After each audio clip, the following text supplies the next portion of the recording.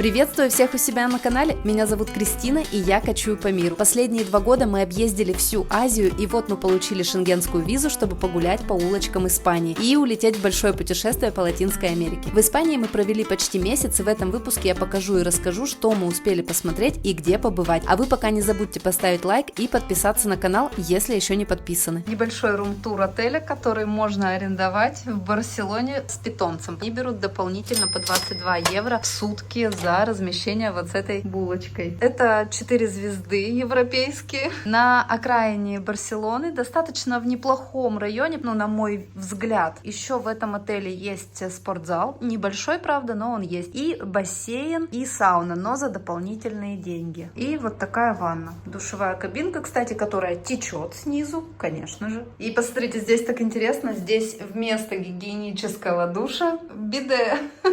Не знаю, мне кажется, это странно. Мне удобнее гигиеническим душем пользоваться, чем биде. Ну, в общем, вот так, это интересно. Мы с Кириллом дико угораем, приписывая всякие смешные ситуации. Типа, если ты сходил жидко, и тебе надо просто с одного перепрыгивать на другого.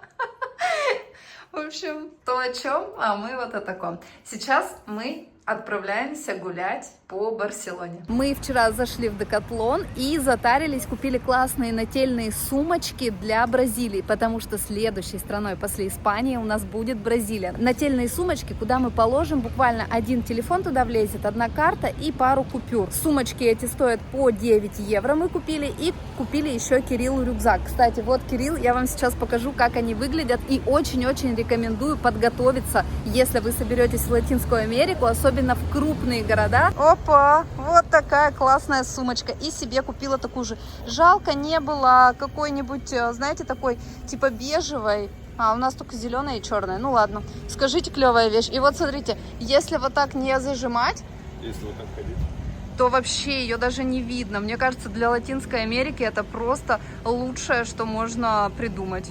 Телефона у меня на руке такая тоже специальная штука. Она надевается на запястье. Она, конечно же, не убережет, если вас будут грабить с оружием. В основном же там просто выхватывают телефоны из рук. И вот такая штука очень сильно защищает как раз-таки от выхватывания. Отправляемся в центр осматривать достопримечательности.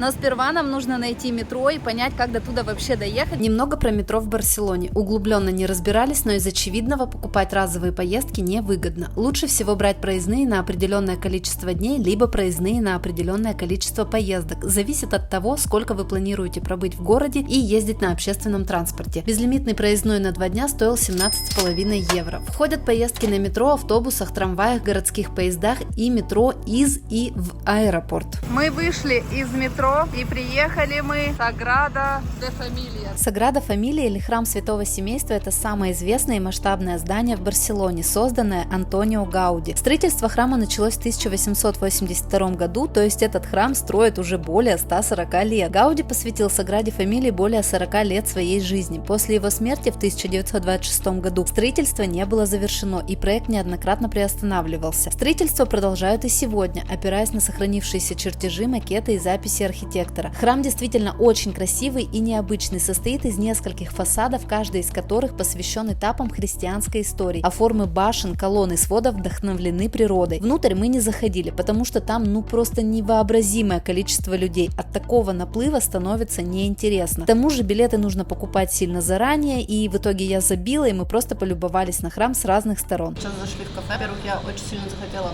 холодненького кофе, а во-вторых, попробовать чурос. Но я взяла не классический чурос. Это очень вкусно, очень калорийно, очень вредно, очень плохая еда, но очень вкусно. Это с фисташковым соусом и фисташкой. сколько стоило? Дофига. 8-10.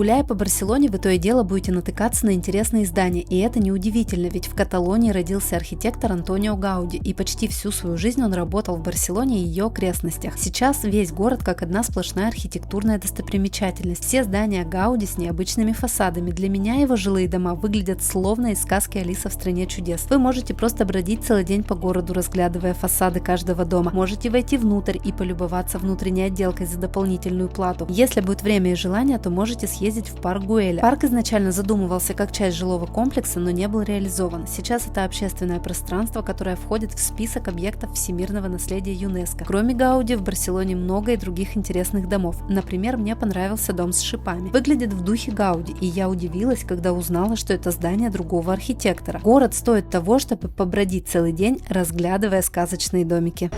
Сейчас мы направляемся на площадь Каталонии и в старый город. И зайдем, наверное, еще на один рынок очень большой, попробовать там еще уличной еды.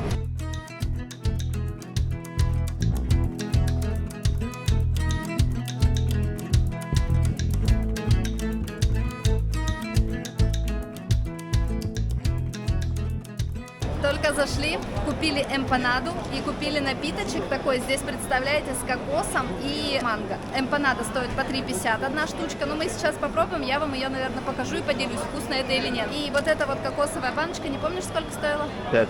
2 стаканчика по 2,50, а вот это вот стоит 5. Ну что, будем пробовать эмпанаду. Мы взяли одну с не острой курицей, там есть острая, есть не острая. И вторую взяли с сыром и с чем-то еще, да? Томато. Это сыр и томато. Ну, прикольно. Пирожок. Эмпанада с курицей. Это как будто бы куриное рагу внутри. Она притушенная с томатной пастой и луком. Вкусно. Перекусив на рынке Бакерия, мы отправились гулять по улочкам старого города. Старый город – это самая древняя часть Барселоны. В состав него входят 4 подрайона. Район Раваль, где и находится рынок Бакерия. Готический квартал – это историческое ядро города. Там классические средневековые улицы, величественные соборы и площади. Эльборн – это район ремесленников и торговцев, примыкающий к готическому кварталу с музеями и модными кафешками на атмосферных улочках. Ну и, конечно же, прибрежный район Барселонетта, который воспринимается как естественное продолжение прогулки по старому городу. Пляж Барселонетта популярный и доступный, но совершенно непримечательный. Я бы не стала рассматривать это место как пляжный отдых. По старому городу, как по мне, нужно бродить без цели, разглядывать детали, пробовать уличную еду и заходить в тапас-бары, чем мы и занялись. Мы зашли в одну очень прикольную тапасную и недорогая, что самое интересное, 13,5 евро. Такой стол длинный, и там очень много пашках вот этих тапасов. 4 тапаса за 13,5 евро. Плюс идет напиток.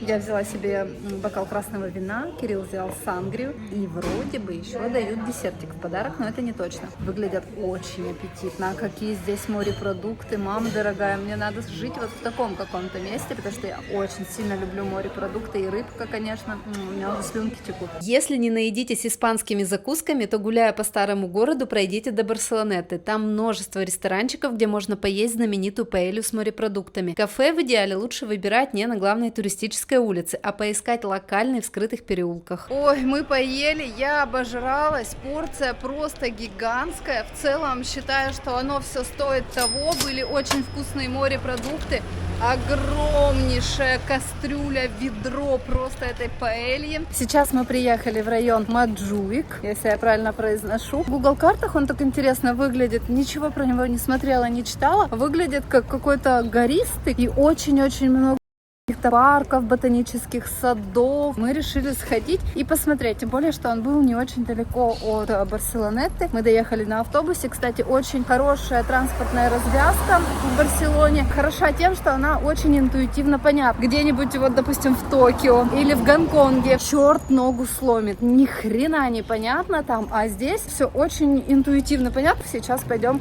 в первую очередь в бесплатный парк. Сами знаете, что самое главное. Монджуик — это холм, на котором создали огромную зеленую культурную зону. Это очень большая территория с разными парками и садами. Монджуик не считается обязательной достопримечательностью Барселоны, но, как показывает практика, такие места мне нравятся больше всего. Доехали на автобусе до ближайшей станции и пошли бродить без цели. Людей очень мало, тихо, спокойно, зелено, красота. На холме есть Олимпийский стадион, в котором проходила Олимпиада 1992 года, крепость Монджуик, ботанический сад Барселоны, куча музеев и бесплатных садов. Можно прокатиться на канатной дороге, которая стоит примерно 15 евро. Если устанете от нескончаемых толп Барселоны, то рекомендую сделать вылазку в сады Монджуика. Проведя время в Барселоне, мы отправились осматривать Мадрид. Самый быстрый и удобный способ добраться из Барселоны до столицы Испании — скоростной поезд. Он, конечно, не такой скоростной и комфортный, как в Японии, но тоже неплохо. К тому же можно было поехать с кошкой, что для нас, как вы понимаете, очень важно. Поснимаю рум-тур. Она крошечная. Тут Кирилл вещи разбирает.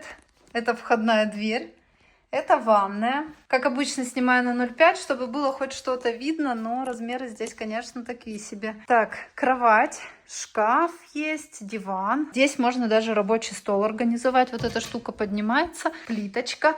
Кстати, я не посмотрела, есть тут вообще сковородки, кастрюльки. И вот такая у нас отдельная территория. Смотрите, тут и стиралка, и столик, и можно вот барбекю поделать. Вообще район очень хороший. И в целом все не так плохо. Здесь очень все чисто, опрятно.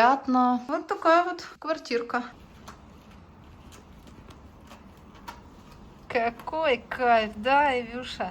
Уже, конечно, в Испании похолодало. Неделю назад буквально было очень тепло, а сейчас уже погода немножко стала похолоднее. Но при этом все равно очень солнечно и довольно приятно. Если вот так надеть толстовку, штанишки, то очень даже хорошо. Мы не дошли до того ресторанчика, который я приглядела. Зато мы попали куда более интересное местечко. Просто шли и увидели на кафешке вывеску «Комплексные обеды». Заказали вообще сейчас на 11 евро на одного. Туда входит одно полноценное блюдо, хлеб. Причем так странно, не десерт и напиток, а или напиток, или десерт. Но мы взяли кофе просто попить. Я заказала себе треску, но они ее пожарили, конечно, вот так вот с двух сторон, и я такое не люблю. Ну ладно. Это вообще странное блюдо, это типа рисовый суп называется, и причем он одновременно и с курицей, и с морепродуктами. Как я поняла, это национальное блюдо.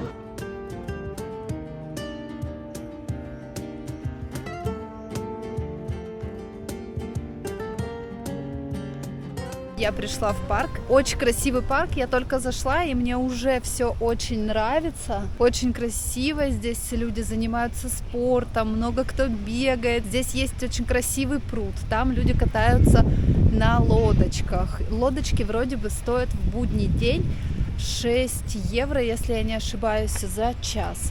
Но это не точно. Мне кажется, когда есть в городе вот такие парки какие-то, особенно в центре города, это просто замечательно, когда ты можешь уединиться, побыть с природой. Ты можешь ходить на природу, не выходя из города. При этом у тебя под рукой вся инфраструктура городская, кофейни, не кофейни, поесть, попить, в туалет сходить, но при этом ты на природе. И это очень круто, что никуда не надо ехать отдельно. Вокруг Мадрида и в самом городе много парков. Я обожаю городские парки, не люблю куда-то далеко ездить и лазить по горам. А вот гулять по тихим аллеям городского парка люблю. Здесь 125 гектаров, на которых растет более 15 тысяч деревьев, красивый пруд и много места, чтобы устроить пикник или просто погулять. Парк Дель Ретиро находится в самом центре города, до него легко добраться. Вокруг несколько станций метро и разные входы. Изначально парк не задумывался как общественный, а был частью королевской резиденции, как сад для испанской монархии. Сейчас открыт для всех. Рядом находится художественный музей Прадо, где собраны картины европейских и испанских мастеров. Можно совместить прогулку в парке с походом в музей, если вы такое любите. На Google картах пишут, что с 18 до 20:00 в музей можно попасть бесплатно.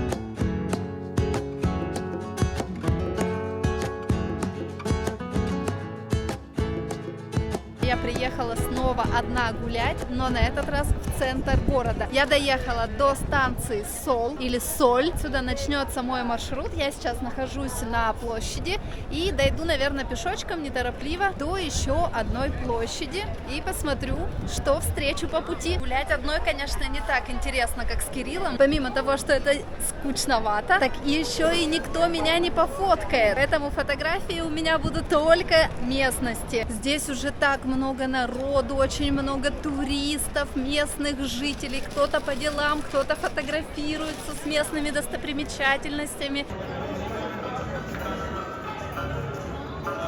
Ну, здесь, конечно, нужно обязательно пробовать различную местную уличную еду. Всякие булочки, пироженки, эмпанады, не эмпанады. Мы уже этих эмпанад, конечно, наели очень много. Какой симпатичный домик, вот этот мне нравится. Что мне не понять, вот это мне странно. Здесь продают паль, всякие сумки паленые и всякое такое. Просто в центре города. И это очень странно. Вот я вот так вот поснимаю вам сбоку. Вот прям где как-нибудь в Азии. Не знаю, попробую. Я не хочу его прям снимать. Вот там, может быть, увидите.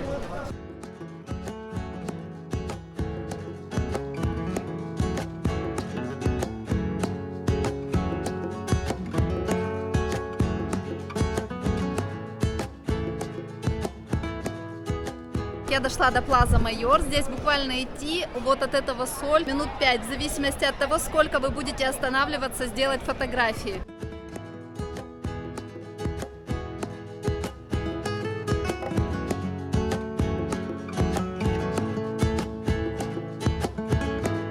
Конечно же, здесь встречаются театры фламенко. Стоило бы сходить, но у нас на это уже нет времени совершенно. Я очень хочу, чтобы у нас получилось съездить в Толедо, поэтому мы, наверное, потратим воскресенье на поездку в Толедо. А вот на театр фламенко мы, возможно, сходим когда-нибудь в другой раз. Самое запоминающееся место рядом с площадью Пласа Майор – рынок Сан-Мигель. Погуляв по центру Мадрида, мы встретились с Кириллом на обед и отправились на этот рынок. На самом деле он не такой большой, как я думала. Внутри по бокам что-то типа баров с закусками тапасами и напитками, в основном пиво и вино. Есть можно прямо у бара, правда там нет стульев и придется делать это стоя. В середине рынка поставлено несколько столов, но посетителей намного больше, чем сидячих мест. Ну, народу здесь, конечно, дофига, но мы тут еще нашли одну вкуснятину. Вы посмотрите, какое выгодное предложение мы сейчас взяли. 6 тапасов взяли сырных и 2 вина идет к этому тапасу. И это все стоило 15 евро. А если возьмете 10 тапасов, то я, если правильно понимаю, бутылка вина будет. Но это уже будет 30 евро стоить. Мы с Кириллом выпьем сейчас по вину с рыбкой и с сырочком. Взяли по бокалу вина и всяких вот этих тапасов с рыбкой и с сыром. Вот на этот у меня большие надежды. Тут типа крекер, горгонзола, и я так понимаю, это что-то сладенькое будет. То ли мед, да, то ли что-то такое.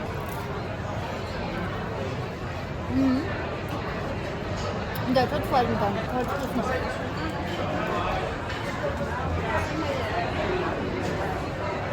И вино хорошее.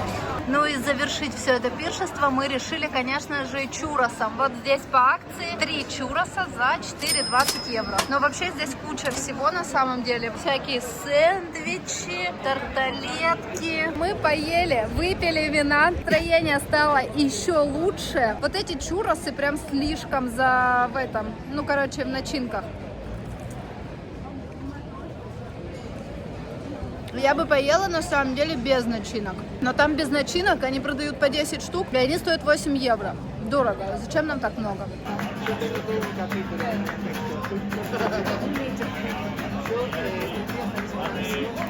Доброе утро! Сегодня мы отправляемся снова в путешествие по Испании.